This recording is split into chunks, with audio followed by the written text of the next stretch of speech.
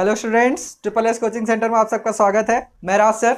जैसा कि अभी हम क्लास 10th की वीडियो पढ़ रहे हैं, साइंस का चैप्टर पढ़ना हमने स्टार्ट किया है। फर्स्ट चैप्टर स्टार्ट किया था chemical reaction and chemical equation का। इसका फर्स्ट पार्ट हमने पढ़ लिया, सेकेंड पार्ट पढ़ लिया है। ठीक है, अगर आपने वो नहीं देखा है तो डिस्क्रिप्शन में आपको लिंक मिल जाएगी, आप वहाँ से जाके उसको देख लीजिएगा। ठीक है, तो आज हम यहाँ पे क्या करेंगे, थर्ड पार्ट को स्टार्ट करेंगे। कल तक हमने कहाँ पे छोड़ा था, टाइप्स ऑफ केमिकल इक्वेशन में छोड़ा था और आपको 4 ही बताया था, बट एक मिस्टेक हो गया था। एक और होता है जो सबसे इंपॉर्टेंट है और एग्जाम में भी आपके ज़्यादा पूछा जाता है, तो उसके लिए मैं माफ़ी चाहूँगा कि एक मेरा छूट गया था। अब जो लास्ट वाला था वो था ऑक्सीडेशन एंड रिडक्शन रिएक्शन। ठीक है, जिसको हम शॉर्ट में क्या कहते हैं, रेडॉक्स रिएक्शन। तो ये जो पांचवा है इसलिए इंपॉर्टेंट है क्योंकि वो ऑक्सीडेशन एंड रिडक्शन रिएक्शन के नाम से कम, बट रेडॉक्स रिएक्शन के नाम से ज़्यादा आता है पेपर में आपके। ठीक है, तो ये होता क्या है रेडॉक्स रिएक्शन, इसके बारे में अभी हम पढ़ेंगे। तो सबसे पहले हम इसको समझते हैं, ऑक्सीडेशन रिएक्शन क्या है और रिडक्शन रिएक्शन क्या है। तो देखो यहाँ लिखा है मैंने, if a substance gains of oxygen during a reaction it's said to be oxidize and if oxygen loss it said to be reduce. अगर किसी भी केमिकल रिएक्शन में ऑक्सीजन गेन हो रहा है तो उसको हम क्या कहेंगे, ऑक्सीडाइज हो गया, और उस रिएक्शन को हम ऑक्सीडेशन रिएक्शन कहते हैं। और उसके अपोजिट में अगर किसी भी रिएक्शन में ऑक्सीजन लॉस हो रहा है तो उसको हम क्या कहेंगे, रिडक्शन हो रहा है, और वो रिएक्शन हमारी क्या कहलाएगी, रिडक्शन रिएक्शन कहलाएगी। ठीक है, देखो मैंने यहाँ पे आपको एग्जांपल से दिया है, कॉपर को जब हम एयर में बंद करते हैं, जलाते हैं, हीट देते हैं, कॉपर के चूर को ले लो और उसको क्या करो, हीट दो, ऑक्सीजन के साथ जब वो जलेगा तो क्या बन जाएगा, कॉपर ऑक्साइड बन जाएगा। यानी इसमें क्या है, कॉपर के साथ ऑक्सीजन ऐड हो गया, तो जब ऑक्सीजन ऐड होता है तो क्या कहलाता है, वो ऑक्सीडेशन रिएक्शन कहलाता है। और दूसरे में देखो, जब हमने कॉपर ऑक्साइड में हाइड्रोजन प्रोवाइड किया तो वो क्या हो गया, कॉपर से ऑक्सीजन क्या हो गई, रिड्यूस हो गई, तो रिड्यूस हो गई, इसलिए इसको हम क्या कहेंगे, रिडक्शन रिएक्शन कहेंगे। ठीक है, तो ये आपका ऑक्सीडेशन रिएक्शन और रिडक्शन रिएक्शन, यही चीज हमारा कहलाता है रेडॉक्स रिएक्शन। ऐसा रिएक्शन जिसमें ऑक्सीडेशन और रिडक्शन दोनों साथ साथ हो, ऐसे रिएक्शन को हम क्या कहेंगे, रेडॉक्स रिएक्शन कहेंगे। जैसे इसमें आप देखोगे तो इस रिएक्शन में क्या हो रहा है, CuO से O हट रहा है, Cu आ रहा है ना, तो यहाँ से ऑक्सीजन का लॉस हो रहा है, तो इसलिए हम क्या कहेंगे, इसको रिडक्शन रिएक्शन कहेंगे। और यहाँ जबकि देखो H2 में क्या हो रहा है, ऑक्सीजन ऐड हो रहा है, तो इसको हम क्या कहेंगे, ऑक्सीडेशन कहेंगे। तो यानी एक रिएक्शन में हमारा रिडक्शन और ऑक्सीडेशन दोनों साथ साथ हो रहा है, तो ऐसे सारे रिएक्शन जिसमें ऑक्सीडेशन और रिडक्शन दोनों साथ साथ होंगे उन्हें हम क्या कहेंगे, रेडॉक्स रिएक्शन बोलेंगे। ठीक है, अभी और भी एग्जांपल है, एक दो एग्जांपल से आपको और मैं समझा रहा। तो देखिए एक एग्जांपल और लेते हैं हम, जिंक ऑक्साइड को जब कार्बन के साथ हम रिएक्ट कराते हैं तो हमारा क्या बन जाता है, जिंक प्लस कार्बन मोनोऑक्साइड। अब यहाँ देखो जिंक ऑक्साइड से ऑक्सीजन क्या हो जा रहा है, रिड्यूस हो जा रहा है, तो ऑक्सीजन का रिड्यूस होना। अब यहाँ पे देखो क्या हो रहा है, जिंक ऑक्साइड का ऑक्सीजन रिड्यूस हो रहा है, तो ये क्या कहलाएगा, हमारा रिडक्शन कहलाएगा। ठीक है, और इस C के साथ क्या हो रहा है, ऑक्सीजन गेन कर रहा है C, तो ये क्या कहलाएगा, हमारा ऑक्सीडेशन कहलाएगा। ठीक है, सेम यही चीज हमारा इसमें है। अब यहाँ आप देखोगे मैग्नीशियम ऑक्साइड है, मैग्नीशियम ऑक्साइड का क्या हो रहा है, रिडक्शन हो रहा है, यहाँ से हमारा ऑक्सीजन लॉस हो रहा है, और वहीं HCl में H के साथ क्या हो रहा है, ऑक्सीजन हमारा गेन हो रहा है, तो यहाँ पे क्या कहलाएगा, हमारा ऑक्सीडेशन कहलाएगा। ठीक है, तो ऐसे बहुत सारे एग्जाम्पल है, और इन सारे को हम क्या कहेंगे, या तो इन्हें हम ऑक्सीडेशन रिडक्शन रिएक्शन बोल दें या सीधा सिंपल सा रेडॉक्स रिएक्शन बोल दें। ठीक है, तो हमेशा याद रखना रेडॉक्स के नाम से ज़्यादा एग्जाम में पूछेगा और ऑक्सीडेशन रिडक्शन के नाम से कम पूछेगा। तो इस तरह से हमने क्या पढ़ लिया, टाइप ऑफ केमिकल रिएक्शन पढ़ लिया। 5 पार्ट थे, पांचों पार्ट को पढ़ लिया था। कौन कौन से थे, combination reaction, decomposition reaction, displacement reaction, double displacement reaction और ऑक्सीडेशन और रिडक्शन या रेडॉक्स रिएक्शन। ठीक है, तो ये हमारा पार्ट पूरा खत्म हो गया रिएक्शन का, टाइप्स ऑफ रिएक्शन का। अब लास्ट का हमारा कुछ टॉपिक बचा है, जैसे एक बचा है कोरिजन बचा है और एक बचा है रेंसिडिटी, तो अब हम इसके बारे में यहाँ पे पढ़ेंगे। ठीक है, सबसे पहले कोरिजन के बारे में पढ़ते हैं कि कोरिजन होता क्या है। कोरिजन कुछ नहीं है, जैसे कभी कभी हम क्या करते हैं, कोई भी न्यू मटेरियल लाते हैं तो शुरू में तो नया होता है ना, बहुत चमकीला शाइनिंग होता है, बट उसको कुछ दिन के लिए हम रख देते हैं तो वो क्या होता है, उसका कलर डल पड़ जाता है ना। उसका जैसे लोहा है, कोई लोहे को अगर हम ओपन में रख देते हैं, कहीं पे तावा वगैरह है, कहीं कढ़ाई वगैरह है, उसको रख देते हैं तो क्या हो जाता है, उसमें जंग लग जाता है। तो वही जो जंग है ना, उसी को हम क्या कहते हैं, आयरन कहते हैं, कोरिजन कहते हैं। ठीक है, तो रस्टिंग ऑफ आयरन जो है हमारा, वो कोरिजन का एक एग्जाम्पल है। कोई भी सब्सटेंस को अगर हम उसमें एसिड, मॉइस्चर या उसको एयर में एक्सपोज कर दे, इनका अगर अटैक हो उस पर, तो वो क्या हो जाता है, कोरिड हो जाते हैं। और ऐसे सब्सटेंस को हम क्या कहते हैं, कोरिजन कहते हैं। ठीक है, देखो एग्जाम्पल बहुत सारा दिया है। कभी कभी देखे होगे आपकी सिल्वर पे क्या हो जाती है, ब्लैक कोटिंग हो जाती है। सिल्वर जो होता है बहुत दिन तक अगर आप यूज कर रहे हो तो उस पर काली काली लेयर आ जाती है, तो ब्लैक कोटिंग ऑफ सिल्वर जो है। ग्रीन कोटिंग ऑफ कॉपर जो है, कॉपर पे ग्रीन कोटिंग आ जाती है। ये मैंने आपको बताया था अपने वीडियो में, क्लास 9th में समझाया था कि क्यों ग्रीन कोटिंग आती है। ठीक है, और रस्टिंग ऑफ आयरन जो है, ये सारे क्या है, कोरिजन के एग्जाम्पल है। अब भाई कोरिजन का एग्जाम्पल है तो कोरिजन से हमें प्रिवेंट भी करने की जरूरत होगी, तो क्या करें कि जिससे हमें कोरिजन से बचे। और आखिर ये कोरिजन हो रहा है तो कोरिजन से हमें नुकसान क्या है, पहले हम नुकसान जानेंगे तब तो उससे बचाव के बारे में जानेंगे। तो आप सोच लीजिए जैसे क्या है, पुल, कोई ओवर ब्रिज बना है, ओवर ब्रिज लोहे का बना है, लोहे का बना है तो लोहा कहाँ है, एटमॉस्फेयर में एक्सपोज है, तो वो क्या हो जाएगा, कोरिड हो जाएगा। तो एक टाइम ऐसा आएगा कि वो एकदम खराब हो जाएगा। कोरिजन में क्या होता है कि उसकी जो कैपेसिटी होती है वो लॉस होती रहती है, तो वो खराब होने लगता है। तो अगर बहुत दिन तक वो ऐसे ही पड़ा रहेगा तो कुछ दिन बाद ब्रिज गिर जाएगा, तो इससे क्या होगा, नुकसान होगा, फिर से दोबारा ब्रिज बनाना पड़ेगा, उतनी मनी फिर से लगाना पड़ेगा, तो बहुत सारा लॉस होगा। तो हम क्या चाहते हैं, हम इंसान है कि हमारा पैसा ज़्यादा वेस्ट नहीं होना चाहिए किसी भी चीज़ में, तो हम कोरिजन को प्रिवेंट करने के लिए सोचते हैं। तो बहुत सारे मेथड होते हैं कोरिजन को प्रिवेंट करने के लिए। एक मेथड मैंने यहाँ पे आपको बताया, जैसे हम गैल्वेनाइजेशन करते हैं। गैल्वेनाइजेशन में क्या होता है कि हम आयरन पे जिंक की लेयर चढ़ा देते हैं। ठीक है, तो जो हमारा आयरन है वो क्या होता है, प्रिवेंट हो जाता है। वो कोरिड बहुत जल्दी कोरिड नहीं होता जितना नॉर्मल होता है, बट अगर उसमें गैल्वेनाइजेशन हमने कर दिया है तो वो हमारा जो आयरन है वो बहुत ही लंबे समय तक सुरक्षित रह सकता है।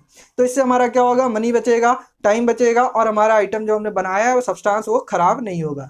दूसरा, हम एनोडाइजेशन करते हैं। एनोडाइजेशन में क्या करते हैं, एल्युमिनियम की लेयर चढ़ाते हैं। जैसे हम क्या करते हैं, ग्रिल देखते हैं, घर में ग्रिल लगी होती है, वो पहले लोहे की लगी होती थी, तो उसको हमें हर साल पेंट करने की जरूरत पड़ती थी। क्यों करते थे, पेंट नहीं करेंगे तो क्या होगा, कोरिड हो जाएगा, कोरिजन हो जाएगा। बट आजकल क्या यूज कर रहे हैं, हम सिल्वर की यूज कर रहे हैं, जिसको ना पेंट करने की ना किसी चीज की। क्यों, क्योंकि उस पर क्या है, वो एनोडाइजिंग से ही बना है, तो उस पर हमारा वो कोरिड होगा ही नहीं। जब कोरिड होगा नहीं तो उसे पेंट करने की जरूरत नहीं बची, तो हमारे क्या हो गया, पेंट का पैसा भी बच गया, है ना। तो हम इंसान है, जुगाड़ू हैं, बहुत जुगाड़ लगाते हैं कि हमारा पैसा कम खर्चा हो और काम ज़्यादा से ज़्यादा अच्छा हो। तो प्रिवेंशन हो गया, ये हो गया हमारा कोरिजन का पार्ट। और कोरिजन से प्रिवेंशन, कोरिजन से क्या नुकसान था, अब बचने के लिए क्या कर सकते हैं हम, ये था। अब दूसरा आता है रेंसिडिटी। रेंसिडिटी भी क्या है, डेली लाइफ के एग्जांपल से देखो, मम्मी ने चिप्स तला, पापड़ तला, रख दिया, सुबह शाम तक में क्या हो जाता है, वो सेल आ जाता है, कहते हैं ना सेल आ गया, अब इसका टेस्ट बदल गया। तो कोई भी चीज़ हो जिसका टेस्ट बदल जाए, कभी कुरकुरे का पैकेट लाओ आप, चिप्स का पैकेट लाओ जिसके अंदर हवा नहीं रहे, तो वो क्या होता है, खाने में उसका जो टेस्ट होगा और जिसके अंदर हवा है उसका टेस्ट एकदम अलग होगा ना।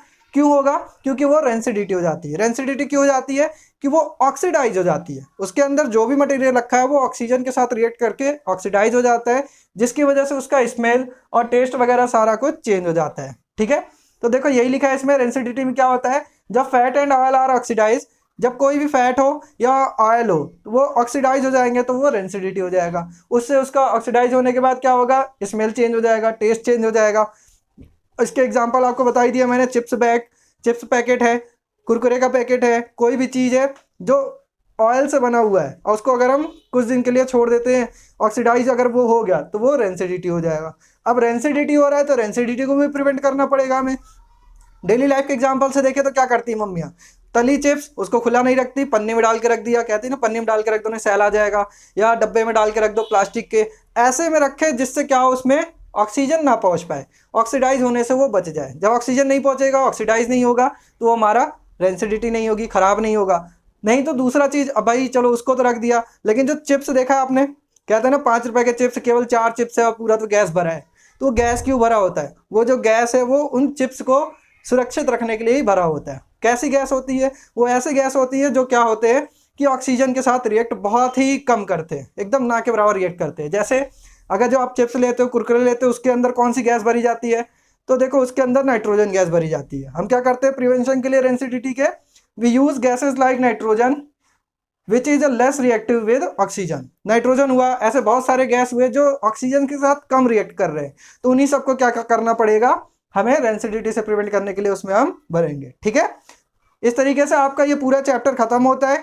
लेकिन अभी मैं इसके आगे आपको थोड़ा सा और जो आपके एक्सरसाइज में कुछ एग्जाम्पल समझा दे रहा हूँ, जिसमें हम केमिकल इक्वेशन को केमिकल इक्वेशन को क्या बैलेंस करना सीखेंगे, जिसमें सिंबल वाला है सिंबल वाला भी बैलेंस करना सीखेंगे। अगर वर्ड इक्वेशन में लिखा है तो उसको हमें उसके फॉर्मूले इक्वेशन में बना के फिर उसको बैलेंस करना सीखेंगे, ठीक है।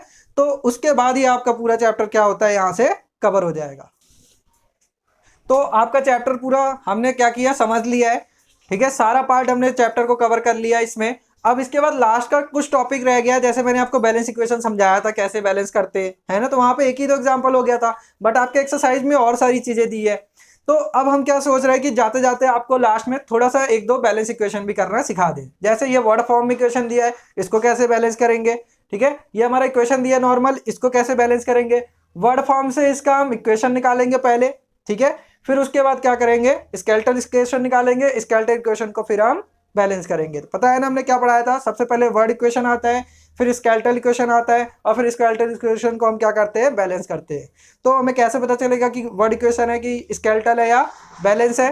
तो अगर ऐसे लिखा हुआ है, पूरा नाम ही लिखा है, तो वो हमारा क्या होता है, सबसे पहले वर्ड इक्वेशन होता है।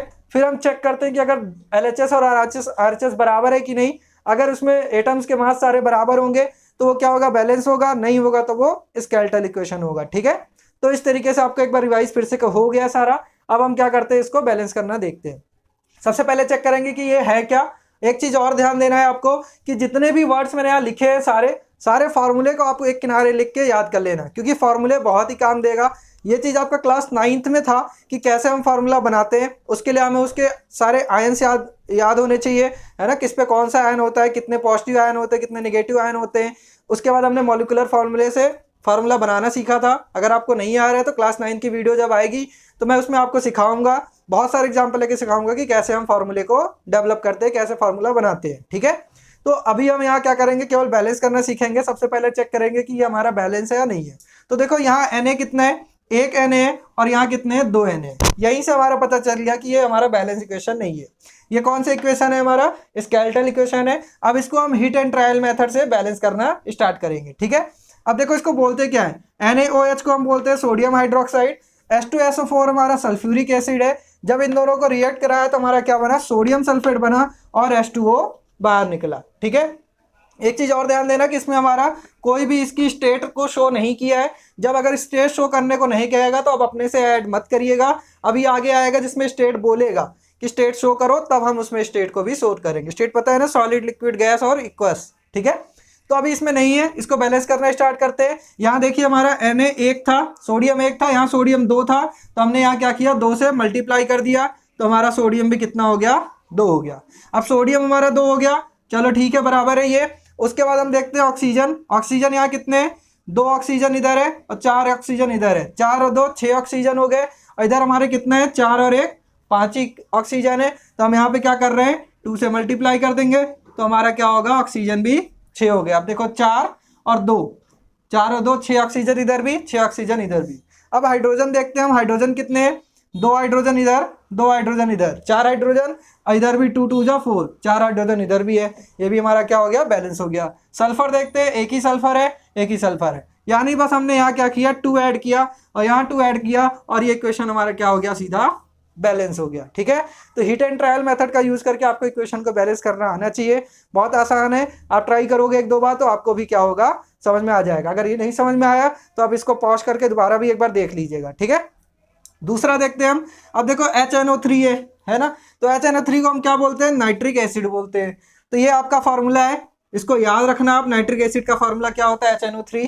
फिर आता है स्लेट लाइम, हमने स्लेट लाइम का एग्जाम्पल पहले भी पढ़ लिया, CaOH का होल ट्वाइस, और फिर इससे बना क्या, हमारा कैल्शियम नाइट्रेट बना और H2O बाहर निकल गया। अब इसमें भी चेक करते हैं क्या ये बैलेंस है या नहीं। तो यहाँ देखो हाइड्रोजन कितने हैं, एक ही हाइड्रोजन है, और इधर हाइड्रोजन कितने हैं, 2। यहीं से पता चल गया ये हमारा क्या है, स्केलेटल इक्वेशन है। अब इसको हम क्या करेंगे, हिट एंड ट्रायल मेथड से इसको भी बैलेंस करेंगे, ठीक है।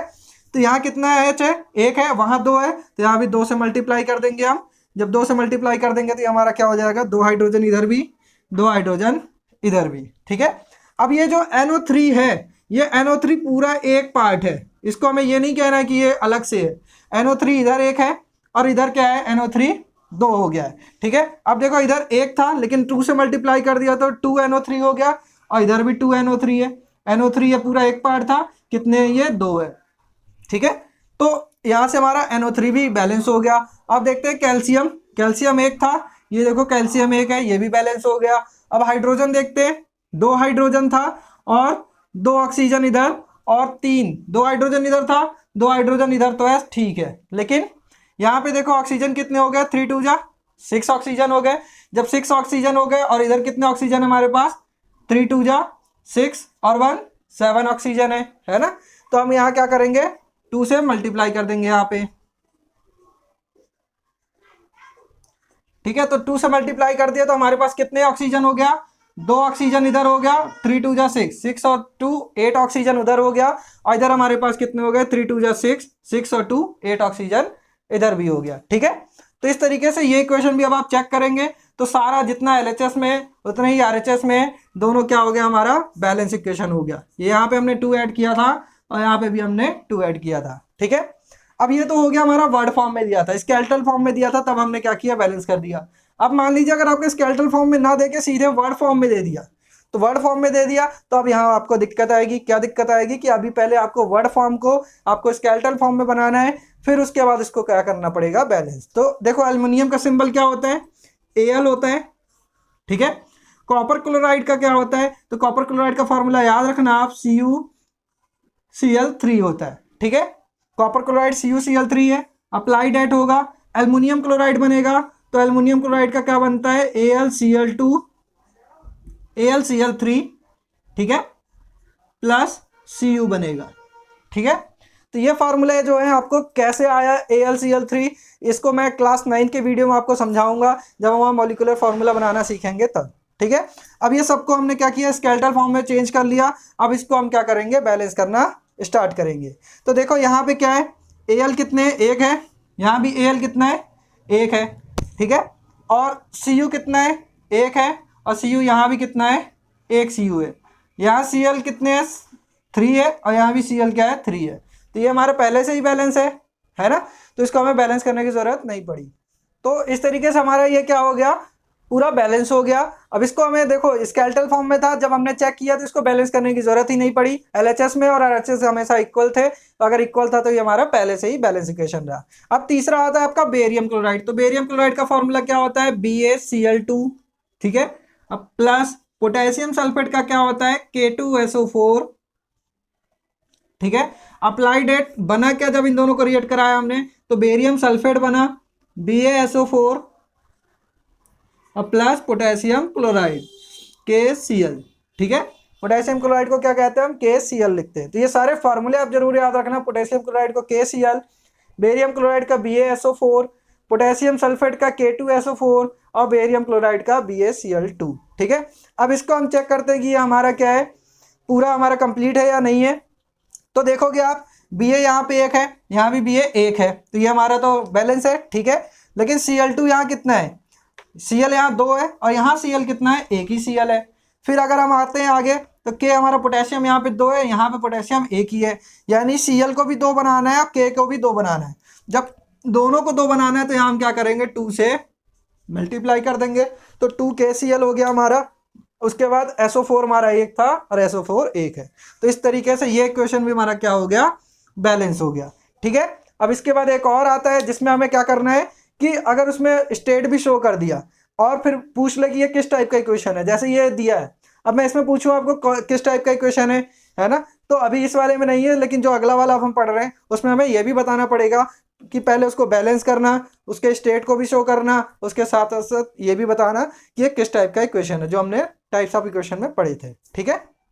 ठीक है, तो अब 8वां पार्ट हम पढ़ रहे हैं उसका, जिसमें हमें क्या कर रहा है कि पहले हमें वर्ड इक्वेशन दिया है, वर्ड इक्वेशन के साथ साथ उसके स्टेट को भी इसमें लिख दिया है। अगर ऐसे कहीं देता है तब आपको क्या करना पड़ेगा, स्टेट को लिखना पड़ेगा, ठीक है। अगर नहीं दिया है तो लिखने की जरूरत नहीं होगी, सिंपल हम क्या करेंगे, उसको स्केलेटल फॉर्म में बनाएंगे, स्केलेटल फॉर्म में बना के सीधे हम बैलेंस कर लेंगे। अब देखो इसके लिए भी आपको क्या होना चाहिए, फार्मूले याद होना चाहिए। जैसे पोटेशियम ब्रोमाइड, पोटेशियम ब्रोमाइड का फार्मूला क्या है, KBr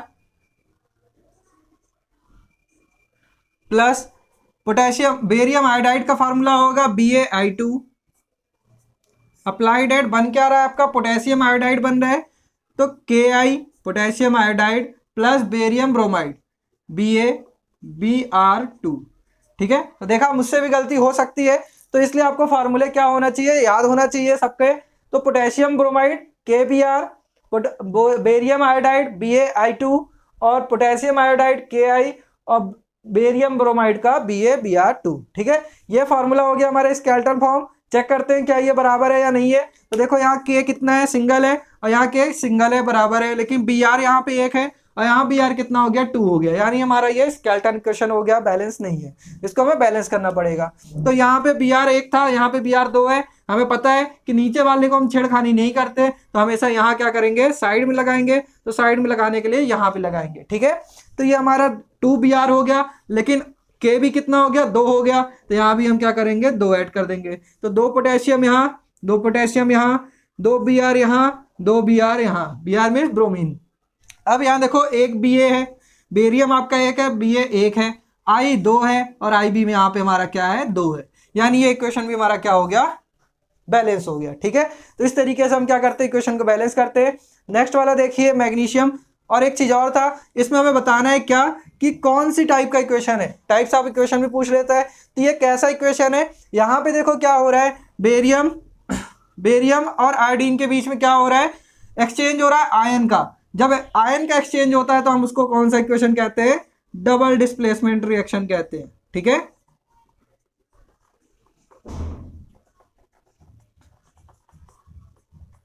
ठीक है, तो ये आपका हो गया डबल डिस्प्लेसमेंट रिएक्शन। और इसके बाद दूसरा आता है मैग्नीशियम। मैग्नीशियम को Mg, hydrochloric acid HCl, Mg plus HCl applied at MgCl2 plus H2। ठीक है, तो देखो ये क्या हो गया आपका, यहाँ पे सबके सिंबल भी लिख लेना। ये एक्वस में था, ये भी एक्वस में था, ये हमारा किस में बना, एक्वस में बना, और ये हमारा किस में बना, सॉलिड बना था। ये हमारा क्या था, मैग्नीशियम सॉलिड, HCl एक्वस। जब दोनों को मिलाया तो ये हमारा क्या बन गया, एक्वस बन गया, और ये हमारा गैस बन के निकल गया। ठीक है, तो मैग्नीशियम, अब इसको देखते हैं हम क्या ये हमारा बैलेंस है या नहीं। Mg 1 है, Mg 1 है, बट H 1 है, H 2 है, और यहाँ Cl 1 है, यहाँ Cl 2 है, यानी 2 Cl और 2 H करना है, तो यहाँ पे 2 ऐड कर दिया। तो इस तरीके से हमारा ये इक्वेशन भी बैलेंस हो गया। इसके बाद एक और आता है, अब इसको हम कौन सा इक्वेशन कहेंगे। अब थोड़ा सा ध्यान दीजिए कि हमने क्या पढ़ा था, ये कौन सा इक्वेशन है हमारा, कौन सा इक्वेशन शो कर रही है, ये हमारा है डिस्प्लेसमेंट रिएक्शन। डिस्प्लेसमेंट रिएक्शन कैसे है कि देखो Mg क्या कर रहा है, HCl से H को क्या कर दे रहा है, हटा दे रहा है, यानी Mg is more reactive than hydrogen, magnesium is more reactive than hydrogen. तो मैग्नीशियम क्या कर रहा है, HCl के घर से HCl को भगा दिया और खुद आ गया, Cl के साथ खुद जुड़ गया और H को क्या कर दिया, बाहर कर दिया। तो इसको हम कौन सा कहेंगे, डिस्प्लेसमेंट रिएक्शन कहेंगे। ठीक है, तो ये डिस्प्लेसमेंट रिएक्शन हो गया हमारा। तीसरा आता है ये जिंक कार्बोनेट। जिंक कार्बोनेट का फार्मूला क्या है, ZnCO3। अब देखो ZnCO3 का क्या हो रहा है, जिंक ऑक्साइड बन रहा है, ZnO plus carbon dioxide CO2, gas बन गया, ये सॉलिड बन गया, ये भी हमारा क्या था, सॉलिड था। अब इसमें ये कौन सा रिएक्शन है, तो बताया था जब एक सब्सटेंस, एक रिएक्टेंट्स 2 पार्ट में टूटे, जब किसी रिएक्टेंट का टूटता है, तो जब रिएक्टेंट टूटता है तो क्या होता है, डीकंपोज हो रहा है, तो इसको हम कौन सा रिएक्शन कहेंगे, डीकंपोजिशन रिएक्शन कहेंगे। ठीक है, तो ये हमारा डीकंपोजिशन रिएक्शन हो गया। इस तरीके से आपके बहुत सारे एग्जांपल दिए हैं, मैंने कुछ कुछ को लेके आपको एक बार और रिवाइज करवा दिया है। आप इसको देखिएगा अपना एक बार और ढेर सारे क्वेश्चन को लेकर रिवाइज करिएगा। और इसके साथ साथ एक दो चीज और ध्यान दीजिए, कभी कभी ऐसे सिंबल दिया होता है कि कहीं पे जैसे ये जी दिया है हमारा गैस, तो जी की जगह ऐसे दे दिया, अगर ये एरो ऊपर की ओर हो रहा है तो इसका मतलब क्या है, निकलना, गैस का निकलना। ठीक है, और अगर कहीं भी अगर ऐसे एरो दे दिया नीचे की ओर, तो यानी ये जो हमने रिएक्शन किया है, इक्वेशन बनाए, उसमें वो सब्सटेंस क्या हो रहा है, बच रहा है। ठीक है, तो जब जैसे प्रेसिपिटेट रिएक्शन में था, तो प्रेसिपिटेट रिएक्शन में लास्ट में प्रेसिपिटेशन बचता है, तो वहां पे हम क्या कर देते हैं, ये एरो का सिंबल नीचे कर देंगे। अगर एरो नीचे है यानी वो चीज क्या हो रहा है, हमारे रिएक्शन में बच रहा है, एरो ऊपर कर दिया यानी वो चीज हमारा निकल गया, वहां से उड़ गया। ठीक है, तो इस तरीके से आपका फर्स्ट चैप्टर पूरा क्लास 10th के साइंस का 3 पार्ट में कंप्लीट हुआ है। तीनों पार्ट की लिंक आपको डिस्क्रिप्शन में मिलेगी, तीनों पार्ट को देखिएगा, समझिएगा, अपने दोस्तों के साथ लाइक शेयर और सब्सक्राइब कीजिएगा। जहां नहीं आता है फीडबैक आप कमेंट हमें दे सकते हैं। कि आपको वीडियो कैसा लगा, पढ़ाने का मेथड कैसा लगा, कहाँ पे आपको नहीं समझ में आया, जो पॉइंट आपको अच्छा लगा वो बताइएगा, जिससे हमें क्या करें और प्रोत्साहन मिले और हम अगली भी वीडियो क्या करेंगे, बनाएंगे। अभी ये इंग्लिश मीडियम के बच्चों के लिए ऐसे ही अगर डिमांड आती है कि हिंदी मीडियम में भी बनाइए, हिंदी में भी लिख के दिखाइए, तो हम क्या करेंगे, हिंदी मीडियम के लिए भी वीडियो बनाएंगे। ठीक है, तो आप सबसे यही रिक्वेस्ट है कि आप ज़्यादा से ज़्यादा वीडियो को लाइक कीजिए, शेयर कीजिए, सब्सक्राइब कीजिए, बेल आइकन को भी दबाइए, अपने दोस्तों को भी दिखाइए। और जो भी अभी तक जिन्होंने शुरुआत नहीं किया, बोर्ड एग्जाम में उनको बहुत हाइपर लग रहा है, क्योंकि देखिए 3 पार्ट है, फिजिक्स, केमिस्ट्री, बायो और आपका एक आएगा एनवायरनमेंट। तो 4 पार्ट में केमिस्ट्री का जो पार्ट होता है बच्चे बहुत भागते हैं इससे। क्यों? क्योंकि ये लिखना होता है, जो ये रिएक्शन देख के बच्चों को बहुत डर लग जाता है और उससे ये भागते हैं। तो बिल्कुल डरने की जरूरत नहीं है, बहुत ही ईजी तरीके से आपको सब कुछ समझाऊंगा। डेली लाइफ के एग्जाम्पल से रिलेट कीजिए, रिलेट करके क्या करिए, आप पढ़ते जाइए, आपको सारा कुछ अच्छे से समझ में आएगा। ठीक है, तो उम्मीद करता हूँ आपको वीडियो पसंद आई होगी। इसको आप नोट कर लीजिए, वीडियो पॉज करके इसको एक बार नोट कर लीजिएगा। ठीक है, thank you to all of you.